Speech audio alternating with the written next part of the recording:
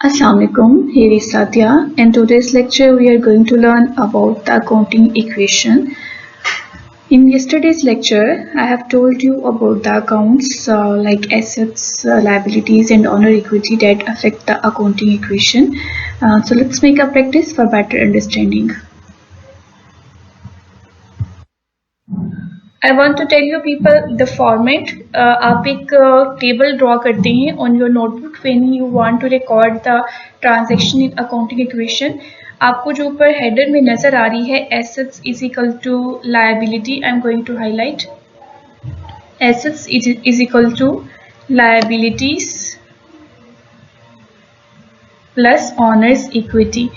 ये जो मैं highlight कर रही हूँ that is the accounting equation. Assets is equal to liability plus owner equity. तो आपने सिंपल अपनी जो नोटबुक है उसके ऊपर आपने ये इक्वेशन लिखनी है और उनको उनके अंदर कॉलम्स रखने हैं. डिपेंड करता है यहाँ पे मैंने कुछ एसेट्स सपोज किए हैं cash, account receivable, land, supplies. आप जो भी ट्रांजैक्शन जिनको रिकॉर्ड करे हैं अकाउंटिंग इक्वेशन में उसके अकॉर्डिंगली आप इनको टाइटल दें. आप सिंपली जब बनाने लगे हैं तो एसेट के अंडर आप 4-5 कॉलम बना लें. आपके एसेट्स ऑलमोस्ट उसमें पूरे आ जाते हैं क्योंकि 1 बाय 1 हमें रिकॉर्ड करने होते हैं. इस तरह से लायबिलिटीज़ के अंदर भी 2-3 आप कॉलम बना लें और कैपिटल के अंदर भी 1 या मैक्सिमम 2 कॉलम आपको ज़रूरत होती है ऑनर्स इक्विटी के अंदर. तो आप इस तरह से मेजर एक कॉलम और उसके अंडर 3-4 कॉलम बना लें एसेट्स, लायबिलिटी और इक्विटी को. सो इस फॉर्मेट में आप एक टेबल ड्रॉ करेंगे अपनी नोटबुक पे, फिर 1 बाय 1 एक ट्रांजैक्शन को लिखें, देखेंगे और उसको रिकॉर्ड करेंगे इस अकाउंटिंग इक्वेशन के अंडर. एक और चीज़ इसमें ऐड कर लीजिएगा, यहाँ से हमारे टाइटल शुरू हो रहे हैं. जब आप ट्रांजैक्शन रिकॉर्ड करेंगे तो ये हमारी ट्रांजैक्शन की रिकॉर्डिंग का फर्स्ट सेल होगा कि यहाँ से इस रो में हम ट्रांजैक्शंस रिकॉर्ड करेंगे. आप इसको नंबर दे सकते हैं, number 1, number 2 transaction, number 3 transaction, आप इस तरह से कर सकते हैं. सो एक बेशक सीरियल नंबर का कॉलम इसके अंदर ऐड कर लें या साइड पे ही नंबर 1, 2, 3 ऐड कर लें. तो इस तरह का एक टेबल आपको पहले ड्रॉ करना है, देन उसमें ट्रांजैक्शंस रिकॉर्ड करनी है. Now you have drawn the table, so let's move toward putting the transactions in a accounting equation. Okay, here is example कि हम किस तरह से अकाउंटिंग इक्वेशन में रिकॉर्ड करेंगे. यहाँ पर mister Riyaz commences his business with cash 50,000 rupees. इसमें क्या किया है जी, मिस्टर रियाज हैं, उन्होंने बिजनेस शुरू किया है और 50,000 कैश उन्होंने इन्वेस्ट किया है. तो ये जो 50,000 कैश है वो कैपिटल है मिस्टर रियाज का. अकाउंटिंग इक्वेशन अगर आप देखेंगे तो अकाउंटिंग इक्वेशन में assets is equal to liability plus owner's equity ये आपको नजर आ रही है. तो इसी तरह आप लिखेंगे. देन वो जैसे मैंने आपको अभी बताया कि आप टेबल ड्रॉ कर लें. टेबल ड्रॉ करने के बाद आप उसको बेशक इस तरह से पुट करते जाइएगा, वैल्यूज पुट करते जाइएगा, आपके लिए इजी होगा.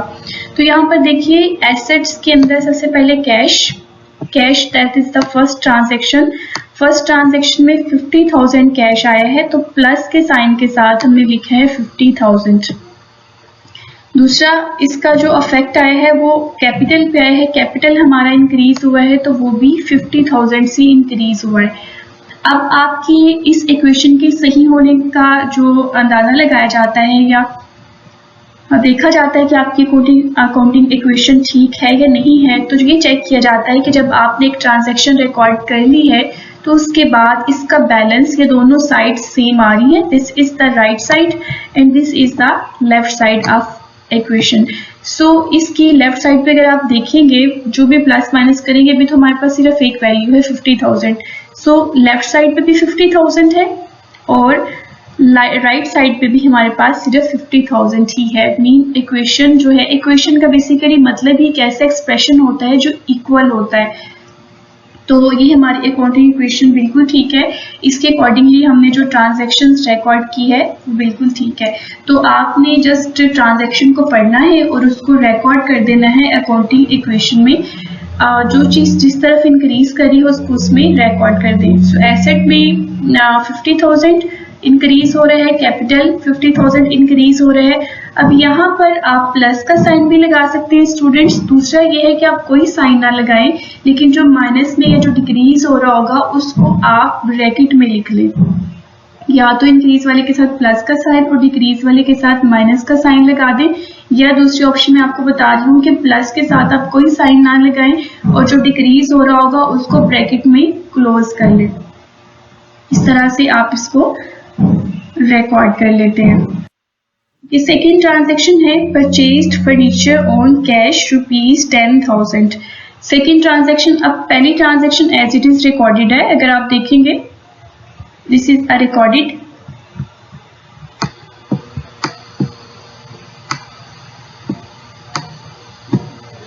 ये हमारी सेकेंड ट्रांजेक्शन है। तो फर्स्ट ट्रांजेक्शन में कैपिटल इंक्रीज हुआ था और कैश इंक्रीज हुआ था, मीन ऑनर ने कैश बिजनेस में इन्वेस्ट किया था।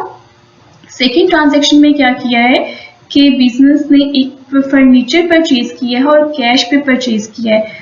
अब एक सेकेंड कॉलम में हम ऐड करें फर्नीचर को, तो कैश डिक्रीज हुआ है बिकॉज कैश पे किया गया है, तो यहाँ पर नेगेटिव अमाउंट आएगी कैश की। और 10,000 की वैल्यू फर्नीचर की, फर्नीचर 10,000 की वैल्यू में इंक्रीज हुआ है। अगेन अगर आप चेक करें यहाँ पर प्लस माइनस करके भी बताया हुआ है कि कैश प्लस माइनस करने के बाद हमारे पास आ रहा है 40,000 और फर्नीचर प्लस माइनस करने के बाद आ रहा है 10,000। दोनों की वैल्यू को एड अप करेंगे तो 50,000 राइट साइड इक्वेशन में भी 50,000 है, लेफ्ट साइड की इक्वेशन में भी, इक्वेशन के लेफ्ट साइड पे भी 50,000 है। तो स्टिल हमारे एक्सप्रेशंस जो हैं वो एसेट लायबिलिटी ओनर्स इक्विटी के वो इक्वल हैं। This is the third transaction, purchase merchandise for cash ₹10,000। अब कुछ मर्चेंडाइजेस, कुछ इन्वेंट्री चीजें खरीदी गई हैं फॉर सेल, उसको मर्चेंडाइज कहते हैं। कुछ इन्वेंट्रीज खरीदी हैं, मे बी होलसेलर है या वो रिटेलर है, तो उससे चीजें खरीदी हैं सेल करने के लिए। इन्वेंट्री भी कहते हैं, मर्चेंडाइज भी कहते हैं। अब थर्ड कॉलम हमारा ऐड होगा, मर्चेंडाइज या इन्वेंट्री जो है वो हमारा एसेट होता है, थर्ड कॉलम एसेट में ऐड हो जाएगा। और यहाँ पर हमारी एक थर्ड ट्रांजैक्शन ऐड हो जाएगी, दैट इज द 10,000। कैश में पे किया है तो कैश डिक्रीज होगा, मर्चेंडाइज की वैल्यू 10,000 इंक्रीज हो जाएगी। अब I would suggest to people, जरूरी नहीं है कि आप हर इक्वेशन के बाद उसका बैलेंस करें, हर ट्रांजैक्शन के पास करने के बाद उसका बैलेंस करें। जैसे अभी इन्होंने पहले में 40 और 10 का बैलेंस किया था, दो ट्रांजैक्शन को पास करने के बाद, उसको एंटर करने के बाद इक्वेशन में अगेन बैलेंस किया जा रहा है 30,000। 40 माइनस 10, कैश की वैल्यू 30,000 आ गई, फर्नीचर की वैल्यू 10,000 और मर्चेंडाइज की वैल्यू भी 10,000, मिला के स्टिल 50,000। और आपकी जो राइट साइड है इक्वेशन की उसमें भी 50,000 ही है। तो हर इक्वेशन के बाद बैलेंस करना जरूरी नहीं है। अगर आप ठीक करेंगे तो at the end of question आप उसको बैलेंस करके चेक कर लें कि आपके दोनों एक्सप्रेशन जो हैं, दोनों साइड्स की इक्वेशन के एक्सप्रेशन जो हैं वो इक्वल आ रहे हैं। दो no need to balance after every transaction. Number 4, purchase merchandise on account, mean अब क्रेडिट पे खरीदी गई हैं चीजें और उसकी वैल्यू है 5,000। अब देखिएगा तो हमारा जो प्रीवियस बैलेंस था, यहाँ पर ये बैलेंस इसलिए दिखाया जा रहा है कि एक ही उसमें स्लाइड में सारी ट्रांजैक्शंस को रिकॉर्ड करना मुश्किल था, इस वजह से ये बैलेंस भी आपको दिखाया जा रहा है। प्रीवियस कैश का बैलेंस 30,000 था, फर्नीचर का 10,000 था और मर्चेंडाइज का 10,000 था। अब मजीद कुछ इन्वेंट्री खरीदी है, मजीद कुछ मर्चेंडाइज खरीदी है और वो उसकी जो वैल्यू है 5,000 है। और ये जो खरीदी गई हैं वो ऑन अकाउंट या क्रेडिट पे खरीदी गई हैं, उधार ली है कंपनी ने, तो वो जो पेएबल आपके जनरेट हो गए हैं, अकाउंट्स पेएबल, वो लायबिलिटीज हैं। आप यहाँ पे अकाउंट पेएबल भी लिख सकते हैं सिंपल वर्ड में, अकाउंट पेएबल्स। क्रेडिटर्स या अकाउंट पेएबल्स एक ही बात होती है, कुछ क्रेडिटर यूज करती हैं, कुछ अकाउंट पेएबल यूज करते हैं। तो जो मर्चेंडाइज बाय की हैं वो ऑन अकाउंट बाय की हैं, तो 50,000 इंक्रीज हुई है मर्चेंडाइज और 50,000 जो है वो लायबिलिटी भी इंक्रीज हुई है।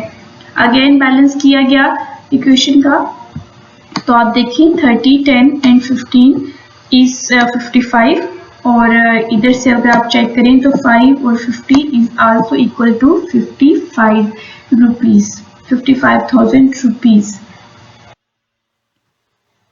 Transaction number 5, sold merchandise for cash.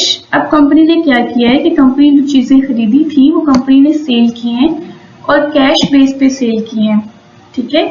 2000 cash पे सेल की हैं और कुछ मर्चेंडाइज जो हैं, कॉस्ट ऑफ दीज मर्चेंडाइज वर 1500। अच्छा, एक बात यहाँ पर मैं आपको बता दूं कि यहाँ पर दो वैल्यूज दी गई हैं, आपने कौन सी वैल्यू रिकॉर्ड करनी है ये चीज थोड़ी सी चेक कर लें कि देखिए जो इन्वेंट्री या जो चीजें खरीदी जाती हैं वो उसी चीज पे, उसी भी जो प्राइस होती है, जिस प्राइस पे खरीदी जाती है उस प्राइस पे सेल नहीं करती कंपनी भी कभी। अगर एक शॉप है, रिटेलर की शॉप है, तो रिटेलर अगर एक आइटम 500 में खरीदता है तो वो कभी भी अपने कस्टमर को 500 में तो नहीं सेल करेगा, वो डेफिनेटली उसको 500 से ज्यादा में सेल करेगा, मे बी 800, मे बी 900 या इससे भी ज्यादा। तो जो सेलिंग प्राइस होती है वो डिफरेंट होती है, जिस चीज पे खरीदी जाती है वो डिफरेंट होती है। तो बैलेंस शीट में जो हम मर्चेंडाइज की वैल्यू रिकॉर्ड करते हैं ना, वो हमेशा जिस प्राइस पे कंपनी खरीदती है उस चीज पे जो है वो रिकॉर्ड करते हैं। इसके कुछ रूल्स होते हैं, इसके अलावा भी कुछ रूल्स होते हैं कि कौन कौन सी वैल्यू पे रिकॉर्ड करते हैं, लेकिन अभी हम इस ट्रांजैक्शन के अकॉर्डिंगली देखते हैं कि कंपनी के पास जो कैश आया है ना वो 2000, कंपनी ने सेल किया तो 2000 कैश आया है, लेकिन जो वैल्यू थी उसकी मर्चेंडाइज की जो वैल्यू है वो जो डिक्रीज हुई है वो सिर्फ 1500 से डिक्रीज हुई है।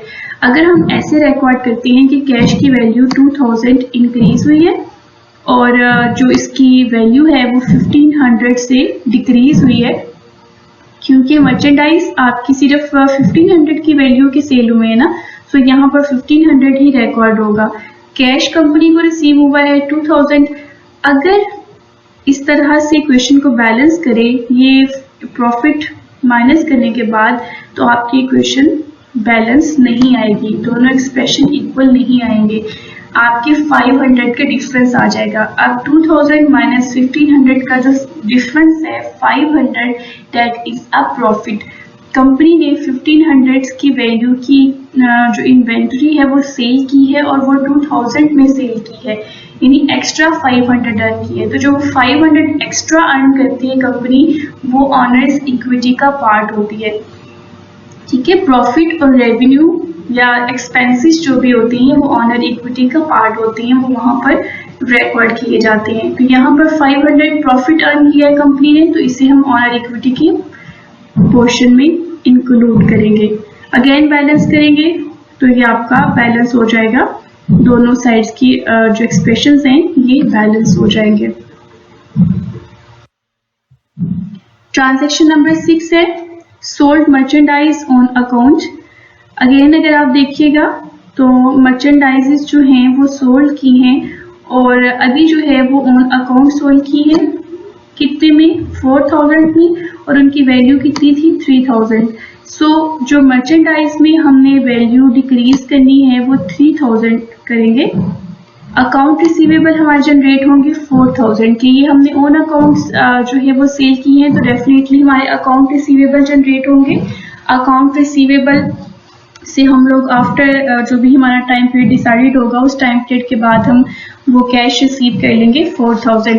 सो 3000 जो कि एक्चुअल कॉस्ट थी वो मर्चेंडाइज में से लेस होगी, क्योंकि मर्चेंडाइज हम सेल कर रहे हैं तो एसेट डिक्रीज हो रहा है इसलिए लेस होगी। अकाउंट रिसीवेबल हमारे इंक्रीज हो रही है 4000 से। Know the difference is 1000, this is the profit. तो ये प्रॉफिट हम रिकॉर्ड करेंगे कैपिटल के कॉलम में। इस तरह से हमारी इक्वेशन सॉल्व हो जाएगी, या हम इक्वेशन के अकॉर्डिंगली रिकॉर्ड कर लेंगे ट्रांजैक्शन। सेकेंड लास्ट ट्रांजैक्शन में अगर आप देखें तो paid 1000 to creditor for merchandise purchase.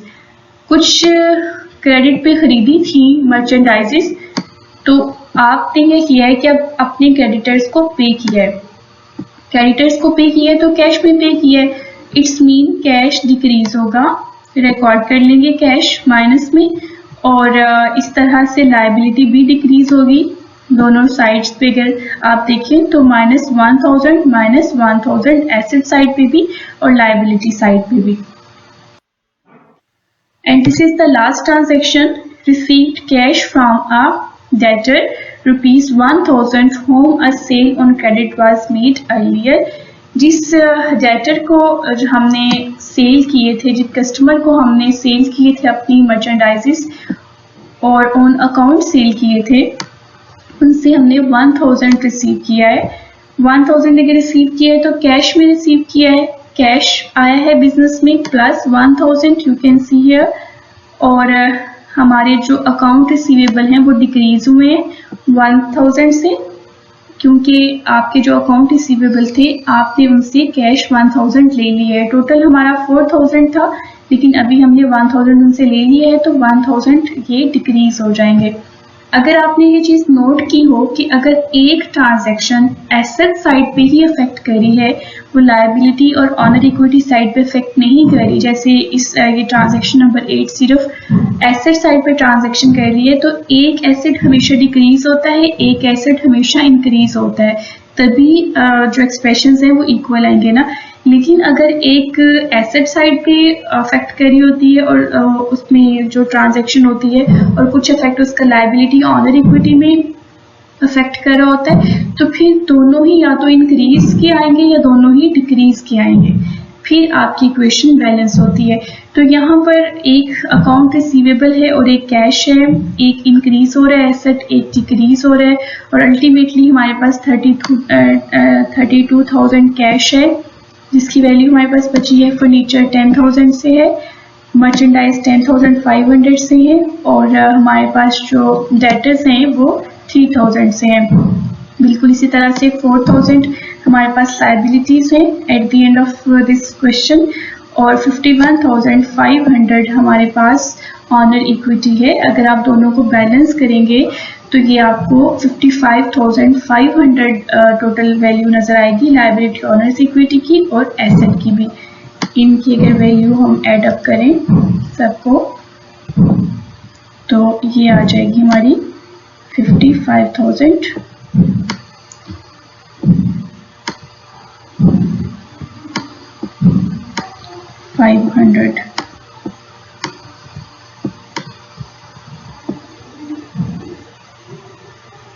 इसकी भी वैल्यू 55,500 आ जाएगी। सो ये हमारी अकाउंटिंग इक्वेशन होती है, इस तरह से हम इसमें वैल्यूज रिकॉर्ड करते हैं। This is not a 6, this is अ 0।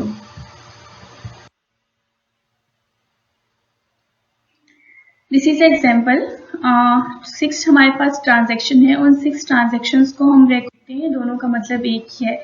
मैंने आपको बताया था कि इसको हम ये जो इक्वेशन है यहाँ पर, इसको इस तरह से भी लिख सकते हैं।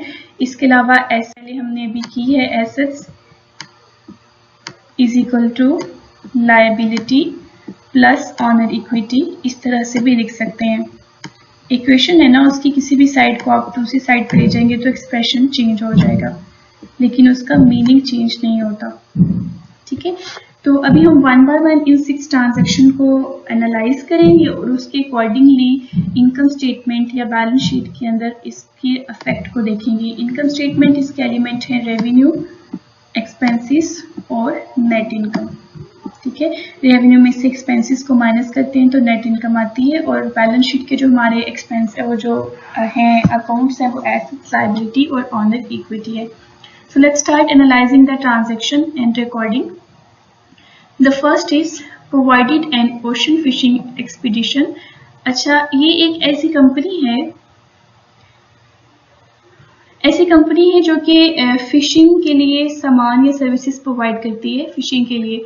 तो provided N ocean fishing expedition for the credit customer, उन्होंने अपने कस्टमर को फिशिंग एक्सपीडिशन के लिए कुछ सामान प्रोवाइड किया है। Payment is due August 10।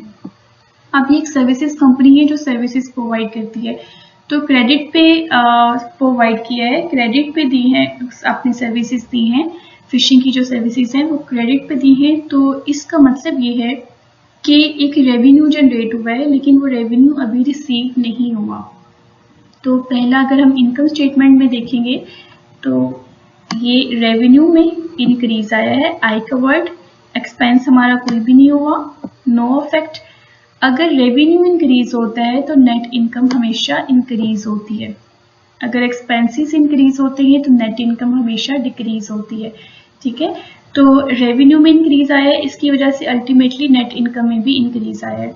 अगर हम बैलेंस शीट की साइड पे देखेंगे तो हमारे जो अकाउंट रिसीवेबल हैं वो इंक्रीज हुए हैं, क्योंकि सर्विसेज जो हमने प्रोवाइड की हैं उससे अकाउंट रिसीवेबल जनरेट हुए हैं। द रीजन इज हियर कि अभी तक हमने पेमेंट रिसीव नहीं की।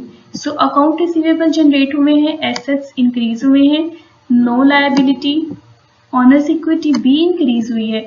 Why? This revenue, due to this revenue.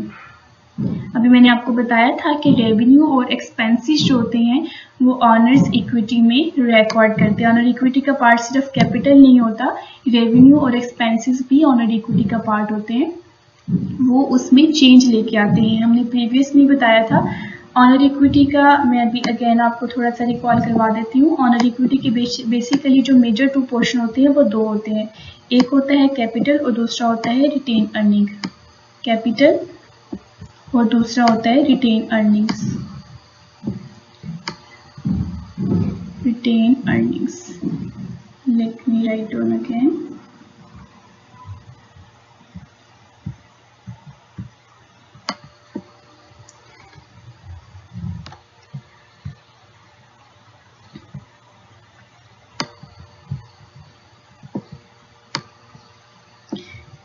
Capital का आपको पता ही है कि कैपिटल क्या होता है, ऑनर्स की तरफ से जो भी इन्वेस्टमेंट होती है वो कैपिटल होता है। रिटेन अर्निंग की जो अफेक्ट होती है, रिटेन अर्निंग वो कैश के आने और कैश के जाने की वजह से अफेक्ट होती है, और वो एक होता है रेवेन्यू और एक होता है एक्सपेंस। इसकी वजह से रिटेन अर्निंग इंक्रीज या डिक्रीज होती है। सो इसीलिए रेवेन्यू और एक्सपेंसेस अल्टीमेटली ऑनर्स इक्विटी को अफेक्ट करते हैं। तो रेवेन्यू इंक्रीज हुआ है, इस वजह से ऑनर इक्विटी में भी आप यहाँ पर इंक्रीज देख रहे हैं। That's why here is the word I. I is here mean increase and E is here mean no affect और D is here mean decrease. तो फर्स्ट हमने रिकॉर्ड की जिसमें रेवेन्यू इंक्रीज हुआ है, जिसकी वजह से नेट इनकम भी इंक्रीज हुई है। जिस पे कोई इफेक्ट नहीं आया उस पर हमने एन ई लिख दिया। कोई चीज़ डिक्रीज नहीं हुई है इसलिए हमने कहीं पे भी वर्ड डी नहीं लगाया फर्स्ट ट्रांजैक्शन में। ओके, सेकंड में क्या किया है जी, paid marine services centre for repairs the boat performed in June. अच्छा, एक मराइन सर्विस है, उन्होंने इनकी बोट्स जो थी ना वो रिपेयर की है, बोट्स रिपेयर की थी इनकी कुछ, तो वो जून में उन्होंने रिपेयर किया था। तो अब उन्होंने जुलाई में क्या किया है कि जुलाई के मंथ की कुछ ट्रांजैक्शन है, तो अब कंपनी ने क्या किया है, फिशिंग कंपनी ने, कि उसको पे कर दिया। उससे कुछ सर्विसेज ली थी अपनी बोट्स को रिपेयर करवाने की, अब उन्होंने पे कर दिया है। अब इसमें क्या है कि पे किया है, पहले से लायबिलिटी थी कंपनी की, अब पे कर दिया है, अकाउंट्स पेबल थे वो डिक्रीज होंगे, एसेट्स भी डिक्रीज होगा। कौन सा एसेट? कैश, क्योंकि कैश की फॉर्म में जो है वो पे किया है तो कैश डिक्रीज होगा। बिल्कुल इस तरह से लायबिलिटी में आपके अकाउंट पेएबल जो होंगे वो डिक्रीज होंगे। क्लियर? ऑनर इक्विटी पे कोई इफेक्ट नहीं आएगा। द रीजन इज हियर, ना तो कोई कैपिटल इंक्रीज हुआ है, ना ही हमारे एक्सपेंसेस या रेवेन्यू में से कोई एलिमेंट इंक्रीज या डिक्रीज हुआ है कि हमारा ऑनर इक्विटी पे अफेक्ट आए। थर्ड ट्रांजेक्शन है, थर्ड में collected the full amount due from the credit customer for the fishing expedition provided in June. Customer को जून में कुछ सर्विसेज दी थी फिशिंग की, तो अब कंपनी ने क्या किया है कि उनसे पेमेंट रिसीव कर ली है। अगर आप देखेंगे तो पेमेंट रिसीव की है तो कैश में रिसीव की है। कैश आपका एसेट है, इसका मतलब है कि एसेट इंक्रीज होना चाहिए था। लेकिन अगर आप इसमें देखेंगे ट्रांजैक्शन थर्ड को मैं हाईलाइट करती हूँ, लेट मी हाईलाइट, थर्ड वाले को मैं हाईलाइट करती हूँ, तो यस, यहाँ पर रेवेन्यू एक्सपेंसेस में तो डेफिनेटली कोई इफेक्ट नहीं आएगा, लेकिन एसेट लायबिलिटी ऑनर इक्विटी पे भी कोई इफेक्ट नहीं आया। What is the reason? The reason is here कि थर्ड ट्रांजैक्शन के अंदर आपके दो एसेट्स जो हैं वो चेंज हो रहे हैं। एक कैश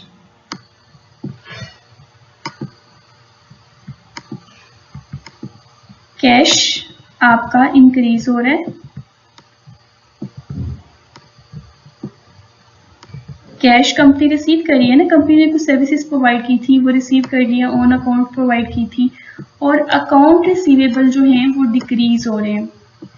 अब एक एसेट इंक्रीज हो रहा है, एक एसेट डिक्रीज हो रहा है, और दोनों सेम अमाउंट में इंक्रीज, दोनों अमाउंट में जो है वो इंक्रीज या डिक्रीज हो रहे हैं। जितनी अमाउंट में कैश रिसीव किया होगा उतनी अमाउंट में अकाउंट रिसीवेबल डिक्रीज हुए होंगे ना, तो दोनों का इफेक्ट एक दूसरे को कैंसिल करके हमारे पास जो इफेक्ट आएगा एसेट पे वो नो इफेक्ट आएगा। एक इंक्रीज का है, एक डिक्रीज का है, लेकिन दोनों इफेक्ट कैंसिल आउट होके नो इफेक्ट आएगा। इस तरह से लायबिलिटी तो हमारी थी ही नहीं, तो रेवेन्यू और एक्सपेंसेस पे तो वैसे भी कोई इस ट्रांजैक्शन का इफेक्ट नहीं है, उसकी वजह से हमारी ऑनर इक्विटी पे भी कोई इफेक्ट नहीं है। तो इस ट्रांजैक्शन में एसेट पे ही सिर्फ इफेक्ट आया है, और वो भी नो इफेक्ट आया है। द रीजन इज हियर कि दो एसेट्स हमारे चेंज हुए हैं, एक इंक्रीज हुआ है, एक डिक्रीज हुआ है, तो दोनों सेम अमाउंट में इंक्रीज या डिक्रीज हुए हैं, जिसकी वजह से उनका इफेक्ट एक दूसरे को कैंसिल करता है, और एसेट पे अल्टीमेटली कोई इफेक्ट नहीं आएगा। Fourth transaction, received a bill from the Baldy's bait shop for bait purchased and issued in July. Bait basically वो एक छोटा सा इंसेक्ट होता है जो हुक के आगे लगा के तो फिशिंग की जाती है। तो कंपनी ने ये कुछ बेट्स पर बाय किए हैं, उसके लिए एक्सपेंसेस होंगे, बेट एक्सपेंसेस होंगे, तो पेमेंट इज ड्यू, और कंपनी ने जो है वो किया क्या है कि कंपनी ने इसे ऑन अकाउंट परचेज किया है, अभी कंपनी ने ये पे नहीं किए। तो लायबिलिटी एसेट साइड पे एसेट नहीं है, ये आपका एक्सपेंस है, इसलिए एसेट इंक्रीज नहीं होगा, इस पे कोई इफेक्ट नहीं आएगा। लायबिलिटी आपकी इंक्रीज होगी क्योंकि आपने ऑन अकाउंट बाय किए हैं, और अगर आप यहाँ पर देखें तो एक्सपेंस इंक्रीज हुआ है, मैंने आपको कहा this is a wage expense, और एक्सपेंस इंक्रीज होने की वजह से नेट इनकम डिक्रीज हुई है, और नेट इनकम अगर डिक्रीज हुई तो अल्टीमेटली ऑनर इक्विटी भी डिक्रीज होगी। Have patient, we have just the two transaction more. Purchased a new fishing boat on July 28, paying part cash and issuing a note payable for the balance. Company ने क्या किया है कि एक boat purchase की है, कुछ हिस्सा कैश में उसका पे किया है, और कुछ के लिए क्या किया है, नोट पेएबल जो है वो इशू करवाया है। तो इनकम स्टेटमेंट पे तो कोई इफेक्ट नहीं आएगा, मीन नो इफेक्ट होगा। For the income statement elements, asset में एसेट इंक्रीज हुआ है, कैश डिक्रीज हुआ होगा, लेकिन जो वैल्यू है बोर्ड की वो कैश के डिक्रीज होने से ज्यादा इंक्रीज हुई है, मीन कैश कुछ पोर्शन पे किया ना, उसका फुल तो नहीं ना पे किया, तो इस वजह से एसेट हमारा इंक्रीज हुआ है बोर्ड की वैल्यू की वजह से। दूसरा लायबिलिटी नोट पेबल जनरेट हुए हैं, उसकी वजह से लायबिलिटी इंक्रीज हुई है, और ऑनर इक्विटी पे कोई इफेक्ट नहीं आया। Last transaction, declared and paid a cash dividend on July 31। Keep in your mind, आपको मैं एक छोटी सी असाइनमेंट इसके हवाले से दूंगी। यहाँ पर डिविडेंड का इनकम स्टेटमेंट पे कभी भी कोई इफेक्ट नहीं आएगा, डिविडेंड का इनकम स्टेटमेंट पे कभी भी कोई इफेक्ट नहीं आएगा। ये मैं आपको जब एक असाइनमेंट दूंगी उसमें आपको इसका आंसर मिल जाएगा कि क्यों इफेक्ट नहीं आएगा। इसका इफेक्ट सिर्फ एसेट पे आएगा या ऑनर इक्विटी पे आएगा। एसेट में जनाब ये कैश में पे किया है, इस वजह से ये डिक्रीज हो रहा है, और ऑनर इक्विटी के अंदर से भी रिटेन अर्निंग के पोर्शन से माइनस होगा, डिविडेंड माइनस होगा। सो यहाँ पे डिक्रीज और डिक्रीज का इफेक्ट जो है वो काउंट किया जाएगा। तो इस तरह से आप डिफरेंट ट्रांजैक्शन को एनालाइज करने के बाद इनकम स्टेटमेंट और बैलेंस शीट के जो एलिमेंट्स हैं उनमें इफेक्ट्स को नोट करेंगे। That's all about today's lecture. Thank you so much class. Thank you. That's all about today's lecture regarding the accounting equation. Watch videos and